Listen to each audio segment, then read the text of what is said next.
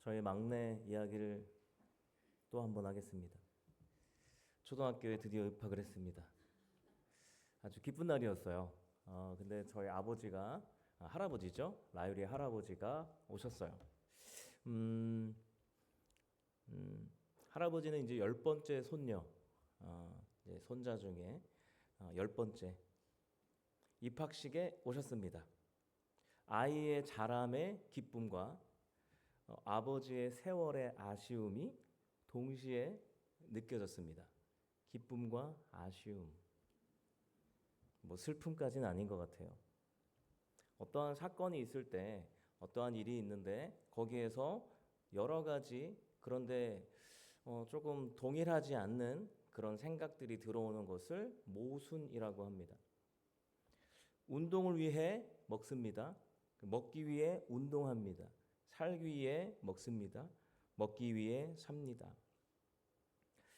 월급날은 좋지만 금방 다 나가서 좋으면서도 슬픈 날입니다. 사랑하기에 더 밉습니다. 예배 드리고 싶어서 얼른 왔지만 얼른 끝났으면 합니다. 하나님을 더 알아가고 싶지만 더 많은 것을 요구하실까봐 더 이상 가까이 가고 싶지 않습니다. 성가대는 하고 싶지만 연습은 길게 안 했으면 좋겠습니다. 우리 속에 이런 모순이 있습니다. 사람의 생각은 어떠한 한 사건에 어떠한 하나의 사물을 볼 때도 다 다른 시각을 갖고 있기 때문에 그렇습니다. 성경은 어떨까요? 성경엔 모순이 있을까요? 성경에는 모순이 생각보다 많습니다. 이건 우리가 생각하는 것보다 성경은 훨씬 더 깊고 훨씬 더 넓고 엄청난 하나님의 말씀이기 때문에 우리의 세계관으로 다 담아낼 수 없기에 생기는 모순들도 있습니다. 하나님의 생각을 우리가 따라갈 수 없는 부분들이 있다는 거예요. 그것을 우리는 찾아 나아가야 됩니다. 그 모순이 발견될수록 말씀의 위대함은 더해갑니다. 창세기엔 역사적 고증을 하는 사람들이 창세기에 대해서 역사적 고증 이제 하는 사람들이 굉장히 많아요. 그래서 그때 당시에 낙타를 타고 다녔다고 하는데 아브라함의 당시에 낙타를 집에서 타고 다니지 않았다 이런 얘기를 하더라고요. 복음서의 내용이 조금씩 다르기도 합니다. 이 이야기들은 모두 다 사실입니다. 사실이지만 사실로서 존재하지만 모순이 있는, 모호함이 있는 어떠한 것입니다. 왜 그럴까요? 이 책을 누가 썼죠? 하나님이 쓰셨죠? 그런데 하나님이 직접 십계명처럼 돌판에 새겨주셨나요? 그게 아니라 하나님의 사람들을 감동케 하셔서 쓰셨는데 그냥 그렇게 쓰게 하나님이 기계적으로 그 사람을 통해서 쓰신 것이 아니라 그 사람이 갑자기 뭐 하나님의 영이 임해가지고 막 이렇게 그냥 내가 아니라 하나님이 쓰신 걸로 그렇게 된 게 아니라 그 사람의 문화와 그 사람의 생각과 그 사람의 사회성과 모든 것들을 합쳐서 하나님께서 기록하셨습니다. 그래서 생겨나는 관점의 차이가 우리는 모순이란 이름으로 다가오기도 한다라는 것이죠. 하나님은 성경 저자들의 지각과 세계관과 모든 것을 가지고 쓰셨습니다. 그래서 고증된 역사와 다른 부분들이 등장하기도 하는 것이죠. 그리고 창조 과학에서 이야기하는 그런 과학적인 부분들을 성경을 통해서 입증한다라는 그 사실부터는 모순입니다. 그렇죠? 그 사실 일이 모순입니다. 그래서 사회적으로 볼 때, 그냥 세상 안에서 볼 때 성경은 완전 무결한 책으로 볼 수 없다라고 하죠. 없다라고 합니다. 그러나 하나님의 감동으로 쓰여진 완벽하고 위대하고 영광스러운 존귀한 책이란 사실을 우리는 믿습니다. 그러니까 관점의 차이로 드러나는 모순이 있음에도 우리는 성경을 진리로 믿습니다. 그것이 우리의 모호함이죠. 우린 애매한 이야기가 등장해도 믿음으로 수납합니다. 예수님께서 바다를 걸으셨고 그리고 병자를 고치는데 그냥 병자가 아니라 절대 나을 수 없는 병자를 고치시는데 그 자리에 있었던 사람들 중에도 믿는 자가 있었고 믿지 않은 자가 있었습니다. 다 믿을 것 같은데 그렇지 않습니까? 지금 그런 일이 일어나면 어떨까요? 다 믿을 것 같은데 믿는 사람들이 있고 믿지 않는 사람들도 있고 우리는 믿습니다. 그것이 무엇일까요? 성령의 조명하심입니다. 그래서 우리는 더욱더 성경을 깊이 연구하고 세상을 연구하고 세상과 성경의 모순을 발견하고 그 모순됨을 통해서 하나님의 완전하심을 이 세상에 확증하고 입증해 나가야 합니다. 성경의 모순이 우리를 더 하나님의 완전하심에 대한 갈망으로 완전하신 하나님에 대한 체험으로 나아가게 할 것입니다. 그래서 말씀을 우리는 그냥 글자 그대로 보시면 안 되고 이 안에 드러나는 하나님께서 우리에게 하나님의 뜻을 어떻게 가르쳐 주시는지를 확인해야 됩니다. 하나님은 우리를 율법으로만 정의하십니까? 하나님은 우리를 사랑으로만 정의하십니까? 그 사실들을 한번 발견해야 하는 것이죠. 하나님이 말씀을 통해서 감추어준 진리의 그 은혜를 우리는 계속해서 발견해 가야 됩니다. 죽을 때까지요. 그래야 우리는 하나님과 더욱더 깊은 관계를 맺을 수 있습니다. 오늘 본문도 굉장히 무겁습니다. 길었잖아요. 이 긴 내용 중에 거의 대부분이 절규예요. 절망이에요. 너무 힘들어 죽겠다는 거예요. 자신의 삶의 모순을 이야기합니다. 나의 하나님이신데 왜 나를 그냥 두십니까? 이 절망의 순간에 나를 왜 그냥 두십니까? 1절에 보시면 내 하나님이여 어찌하여 나를 버리셨나이까? 하나님은 나의 하나님이시라면서 왜 버리십니까? 왜 도와주지 않습니까? 내 신음소리까지 왜 무시하십니까? 라는 거죠. 하나님이 그 백성을 왜 버리십니까? 왜 나를 버리십니까? 모순이죠. 2절부터 18절까지의 내용을 제가 요약해서 말씀드리겠습니다. 낮과 밤에 이 시편 기자 다윗이라고 나와 있는데 낮과 밤에 부르짖습니다. 그런데 응답이 없어요. 그런데 더 화가 나는 것은 찬송 중엔 계신다라고 합니다. 그러면서 나에겐 응답이 없는데 조상에게는 응답하셨고 조상은 구원하셨고 조상이 주께 의뢰하였더니 수치를 당하지 않게 하셨다. 근데 나는 왜 이럽니까? 나는 벌레입니다. 사람이 아닙니다. 나는 지금 비방거리입니다. 백성이 나를 조롱합니다. 비웃고 입술을 비죽거리고 머리를 흔들면서 하나님이 구원하실 텐데 라고 놀립니다.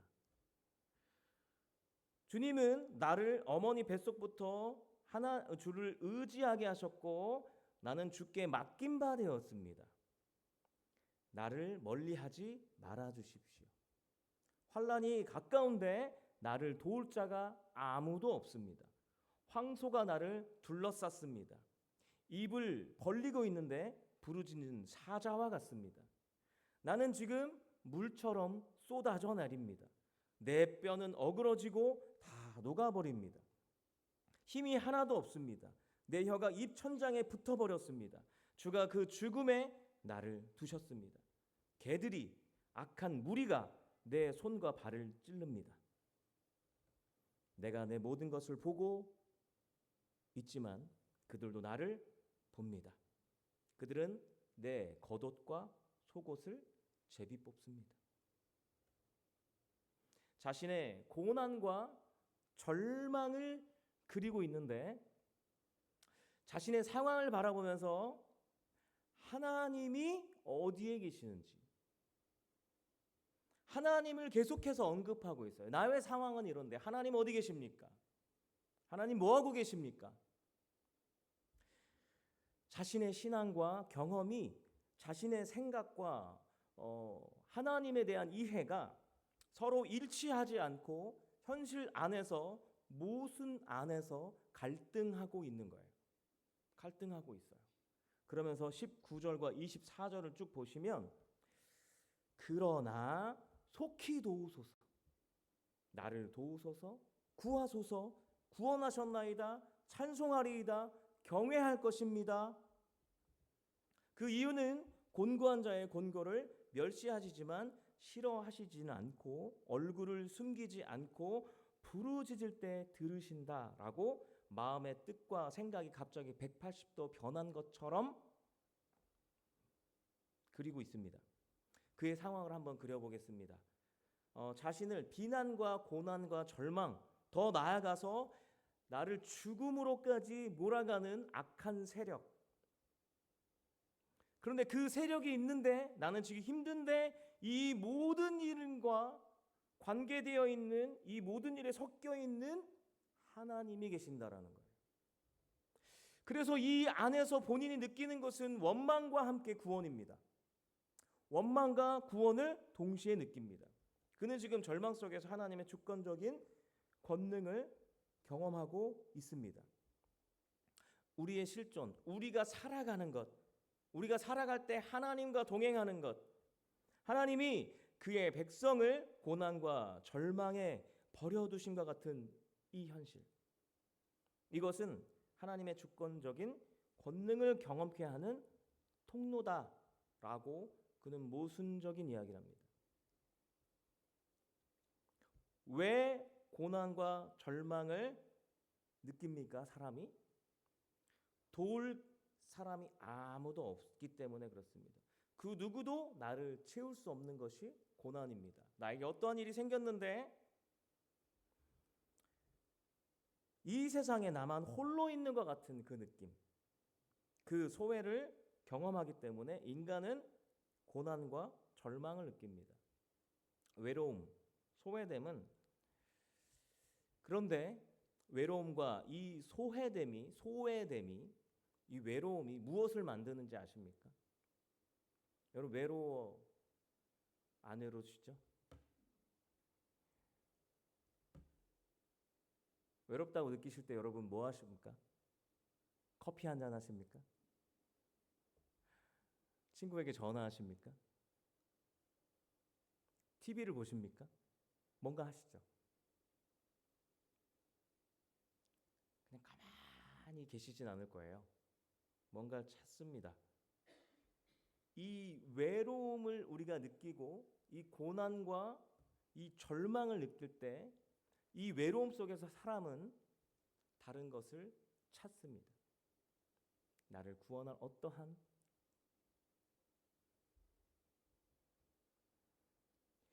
외로움이 가장 많이 참는 것이 함께입니다. 함께라는 욕구를 만들어냅니다. 그것도 모순이죠. 외로움이 함께와 같이 있는 것입니다. 외로움은 동시에 함께를 동경합니다. 그런 의미에서 여러분 하나님의 부재, 나를 버리신 것과 같은 하나님에 대한 그런 소외, 하나님이 나를 버리셨어. 이것은 동시에 무엇을 만들까요? 하나님으로 채워짐, 그 욕구를 향해 나아가는 것입니다. 한 인간의 탄생은요, 모태로부터 시작합니다. 그런데 모태에서 분리되어서 모든 것이 결정되는 것이 아니라 비결정적으로 그리고 불확실성으로 그리고 모든 것이 다 보여짐으로 밖으로 내어지게 됩니다. 그것이 탄생이죠. 인간은 뱃속에서 나오자마자 철저히 혼자입니다. 철저하게 혼자입니다. 마찬가지로 인류의 탄생, 그리고 인류의 탄생, 아담과 하와가 에덴 동산에서 쫓겨났을 때 원래는 하나님과 관계되어 있어요. 이걸 모태라고 생각해 봅시다.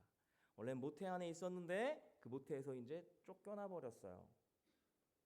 그 모태 안에서는 아내와의 연합이 있었습니다. 선악과를 먹기 전에 아내에게 뭐라고 얘기했죠? 너는 나다라고 얘기합니다. 우리는 하나야 라고 이야기하죠. 그런데 선악과를 먹자마자 그 하나님의 뱃속에서 나오자마자 어떻게 됩니까? 너 때문에 그랬어 라고 그러죠.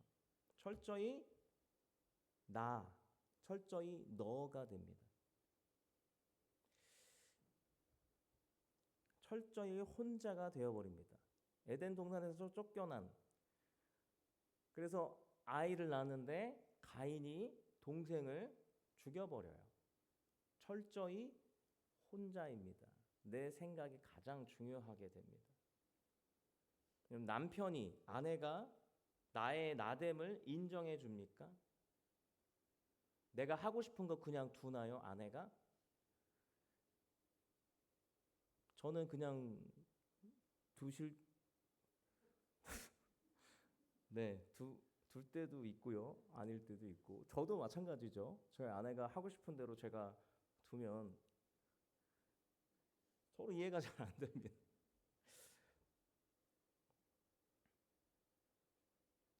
이렇게 철저히 혼자예요. 혼자입니다, 인간은. 그렇게 철저한 소외는 어디로 향할까요? 인간의 미래는 오직 죽음으로 향합니다. 그래서 인간의 실존, 그 안에 있는 나의 삶의 모든 것에 그 안에는 불안이 있습니다. 끝없는 불안이 있습니다. 인간의 가장 절실한 욕구는 죽을 것만 같은 이 소외 상태로부터 벗어나는 겁니다. 여러분, 죽음은 생명의 부재입니다. 그래서 무엇을 할까요? 생명을 채움을 향해서 나아갑니다. 이 부재라는 것, 하나님이 계시지 않음은, 하나님의 생명이 없음은 하나님의 생명을 향해서 나아갈 힘을 준다라는 것. 그래서 부재는 모순적으로 없음과 있음이 동시에 존재합니다. 하나님과 끊어진 아담이 끊임없이 에덴 동산을 갈망한 이유입니다. 건강을 잃으면 건강을 더 추구합니다. 그래서 건강을 귀하게 여기는 자리로 갑니다. 나이가 들어가면 젊음의 소중함을 더 갈망하는 자리에 서게 됩니다. 더 나아가서 죽음이란 것에 공포를 느끼는 사람은 죽음 없는 삶을 향한 욕구를 불러일으키는 것이죠. 이 절망의 모순이 무엇을 만들어갑니까? 주께 버림받음과 이 평안을 잃어버림이 무엇을 추구하게 합니까? 그것은 이 시편 기자의 고백을 통해서 그것이 만들어내는 것이 무엇인가를 한번 확인해 보겠습니다. 시편 22편 17절과 28절을 함께 읽겠습니다. 27절, 28절입니다.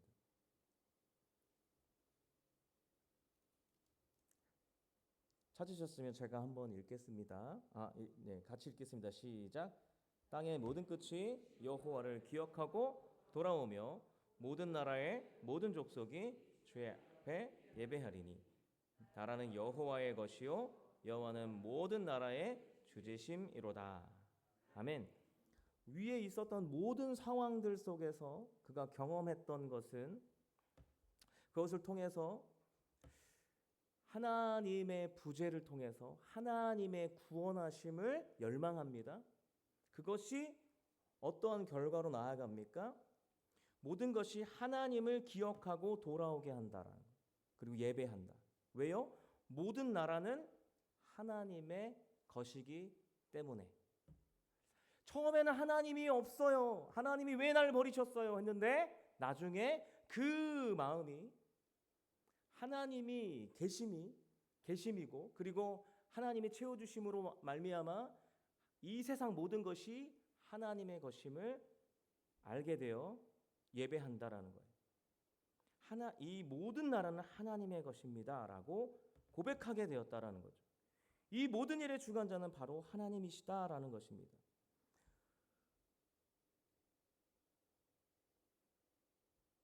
이 세상의 주인, 모순으로 가득한 이 세상의 주인 오직 하나님이시다. 그 사실을 알려주시려고 부르셔서 믿음의 조상으로 만들어 가신 아브라함이 있습니다. 아브라함의 상황을 한번 보겠습니다. 아브라함 아시죠? 아브라함이 가장 절망할 때가 언제였을까요? 고향에다가 다 내려놓고 친척들을 다 내려놓고 다 버리고 갈대아 우르를 나올 때였습니까? 아니면 비굴하게 아내를 누이라고 속일 때였습니까? 아니면 조카 롯을 구하러 318명의 군사와 연합군과 전쟁하러 갈 때였습니까? 아브라함의 아들을 낳은 여종에게 멸시받은 사라가 자신을 구박할 때였습니까?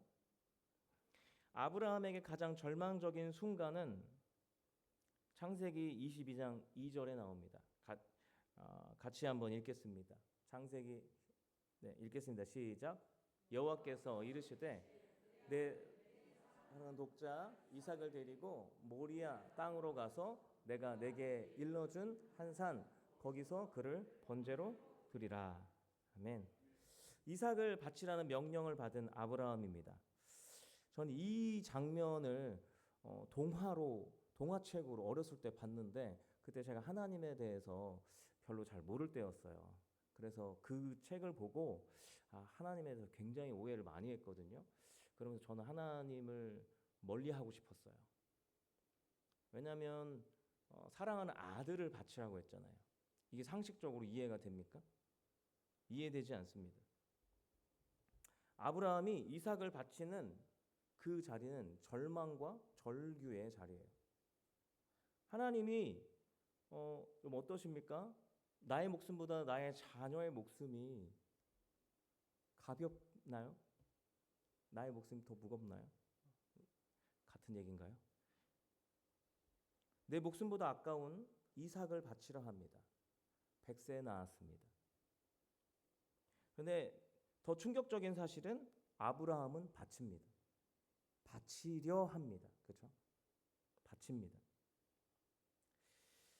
아브라함이 바칠 수 있었던 하나님의 그 명령에 순종할 수 있었던 근거는 무엇입니까?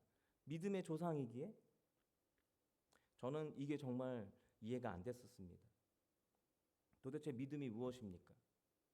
아브라함의 믿음은 이삭이 번제할 제물은 어딨냐라는 질문의 그 답을 통해서 나옵니다. 창세기 22장 8절 이삭이 아버지 제물은 어디 있어요? 이렇게 물어볼 때 아브라함이 이렇게 말합니다. 같이 읽겠습니다. 시작. 아브라함이 이르되 내 아들아 번제할 어린 양은 하나님이 자기를 위하여 준비하시리라 하고 두 사람이 함께 나아가서 아멘. 이삭은 아브라함과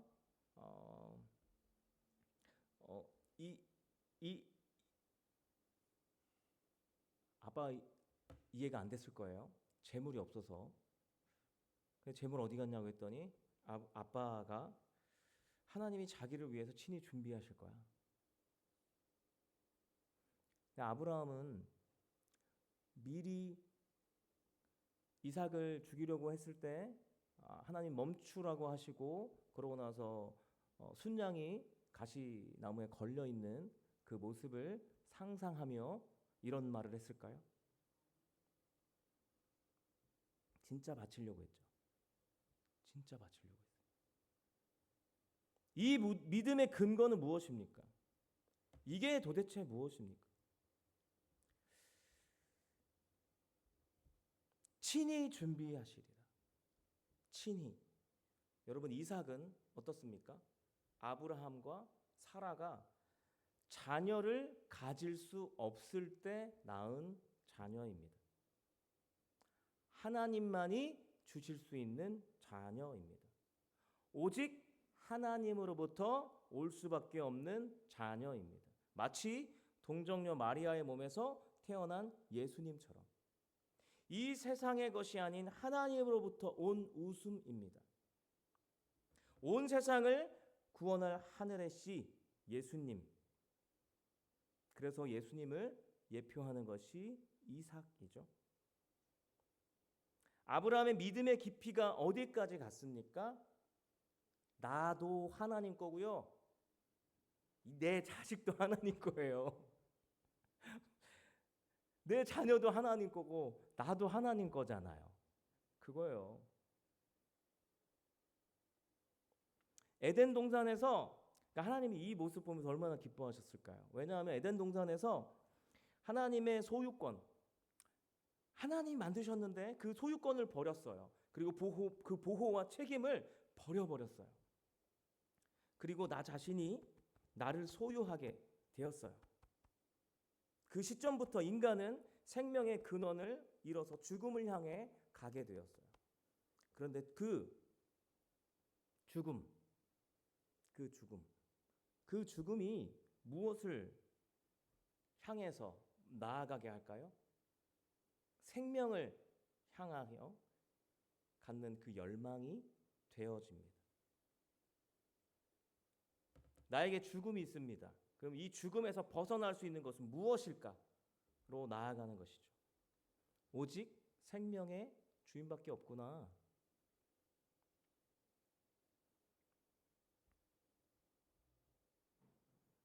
그 생명의 주인 되시는 분이 그 생명을 우리에게 주시기 위해서 그 소유권을 찾아서 그 소유권을 갖고 너는 나의 자녀다. 너는 나의 것이다. 라고 하시기 위해서 예수님이 그분이 오십니다. 그리고 대신 죽으십니다. 마태복음 27장 46절에 보시면 같이 한번 있으면 읽겠습니다. 시작.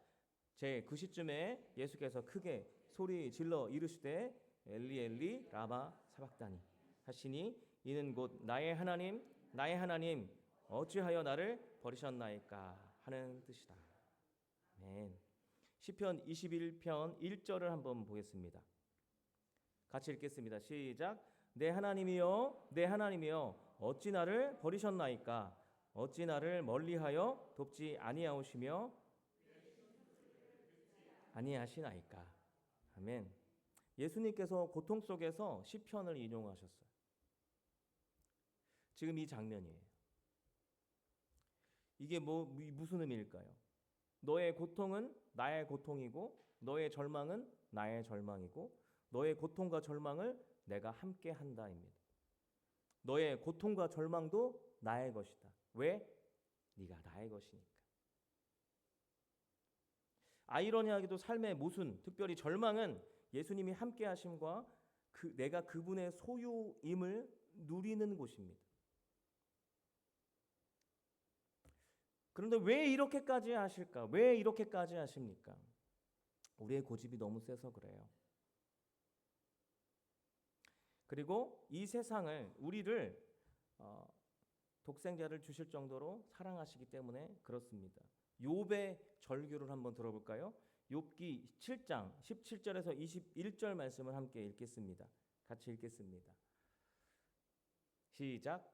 사람이 무엇이기에 주께서 그를 크게 만드사 그에게 마음을 두시고 아침마다 권징하시며 순간마다 단련하시나이까.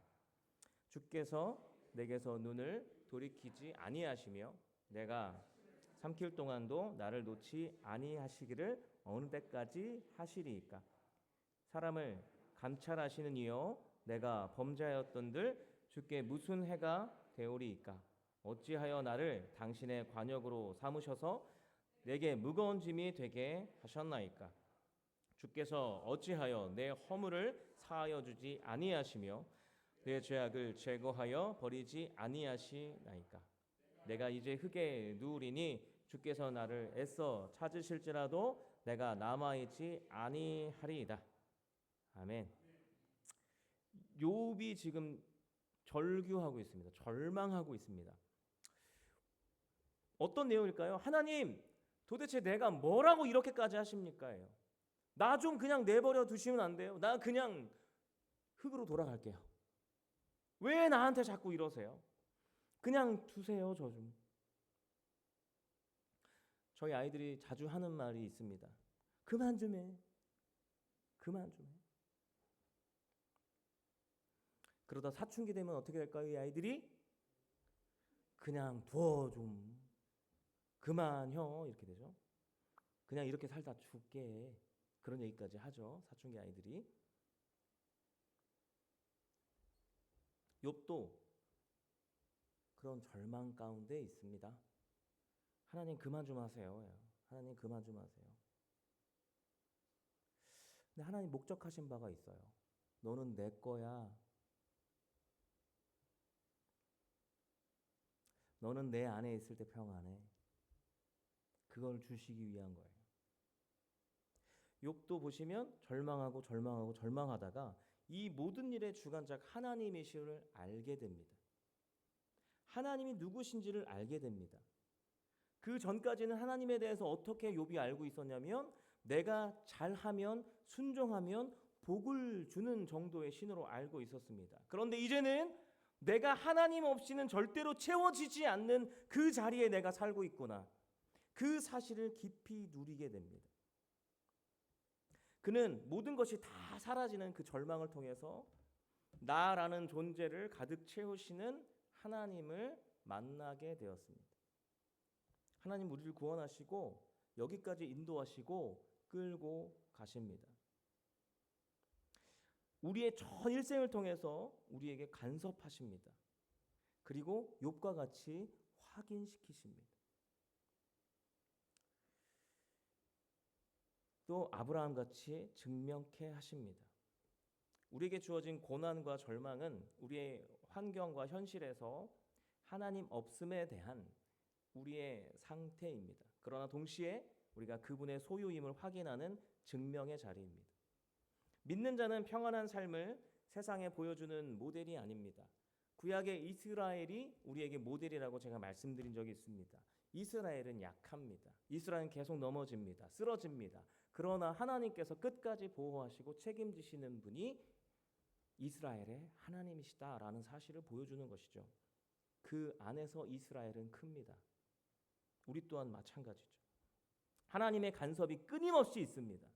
그 영향을 받아서 우리는 하나님께 더 나아가게 되는데 그 안에서 우리는 고난과 절망 그 가운데서 또 넘어지고 쓰러지고 또 그 안에서 우리는 하나님의 안에 있음을 꾸역꾸역 누리게 되는 거죠.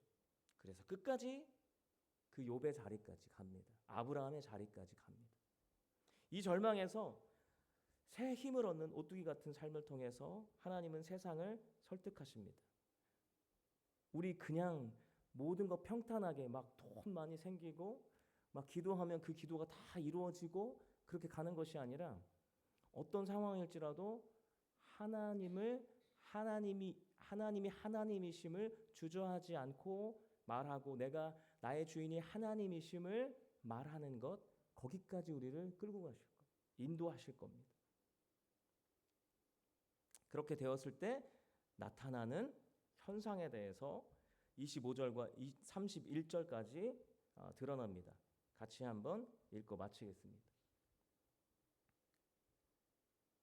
같이 읽겠습니다. 시작.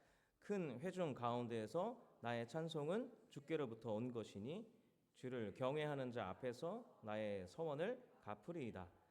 겸손한 자는 먹고 배부를 것이며 여호와를 찾는 자는 그를 찬송할 것이라. 너희 마음은 영원히 살지어다. 땅의 모든 끝이 여호와를 기억하고 돌아오며 모든 나라의 모든 족속이 주의 앞에 예배하리니 나라는 여호와의 것이요 여호와는 모든 나라의 주제심이로다. 세상의 모든 풍성한 자가 경배할 것이요 진토 속에서 내려가는 자 곧 자기 영혼을 살리지 못할 자도 다 그 앞에 절하리로다. 후손이 그를 섬길 것이요 대대의 주를 전할 것이며 와서 그의 공의를 태어날 백성에게 전하며 주께서 이를 행하셨다 할 것이로다. 아멘. 찬송이 주께로부터 옵니다.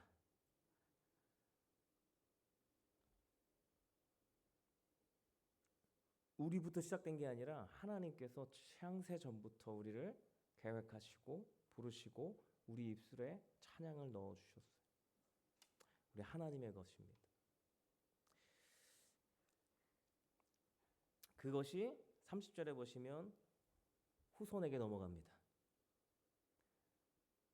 우리가 이 절망과 이 절규 속에서 이 세상의 상황들 속에서 견디고 하나님이 나의 하나님이심을 믿음으로 나아갈 때 현상적으로는 변한 거 없지만 우리의 믿음을 바라보는 우리 아이들, 절망 속에서 생명의 주인에 대한 열망을, 그리고 나를 소유하신 생명의 주인과의 그 영적인 연합과 그 깊이를 누리는 삶의 흔적을 통해서 우리 아이들이 하나님에 대해서 알아가고 이어갈 것입니다. 함께 기도하겠습니다. 말씀을 의지하여서 함께 기도했으면 좋겠습니다. 하나님, 그렇습니다. 우리는 하나님의 것입니다. 우리의 죽음까지도 넘게 하시는 분, 생명의 근원 되시는 그 하나님이 우리 하나님이십니다. 그 하나님을 의지하여서 우리 어떤 상황일지라도, 하나님 절망과 절규의 자리일지라도 그 속에서 하나님의 일하심을 바라보게 하여 주시옵소서.